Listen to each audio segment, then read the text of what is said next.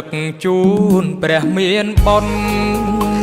លោកកាយលោកពុកមានគុណឧត្តមថ្លាថ្លៃពុកគឺជាព្រះក្នុងផ្ទះ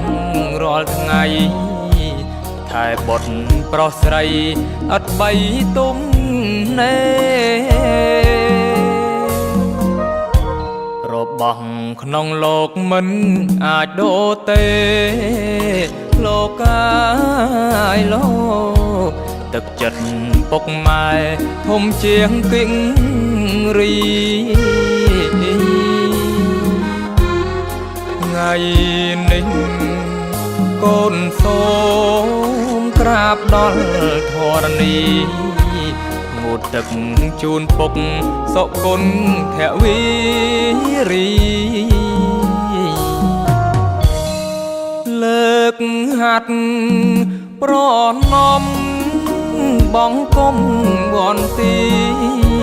សូមអត់ទងសាដែលកូនធ្លាប់ឆ្កងព្រោះកូននៅតូចខំផងត្រូវផងពុកតែងរ៉ាប់រងអប់រំប្រដៅទុះយើងក្រទ្រាប់តែសច្ចៈនៅលោកកាយលោកគុណធម៌ជាផ្លូវនាំកូនសុខសាន្តកូនធ្វើតាមពុកមិនដែលភ្លេចប្រាណនាំខ្លួនកូនបានចាក់ដីទុកខា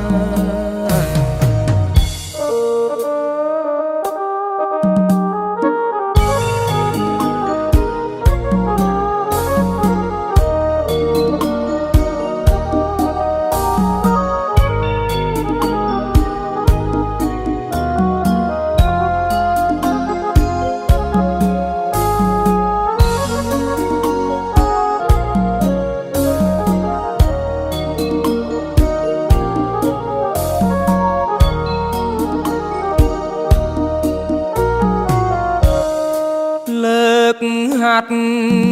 ប្រណំបងគុំវន្ទីសូមអត់ទងសាដែលកូនធ្លាប់ឆ្កងព្រោះកូននៅតូចខំផងត្រូវផ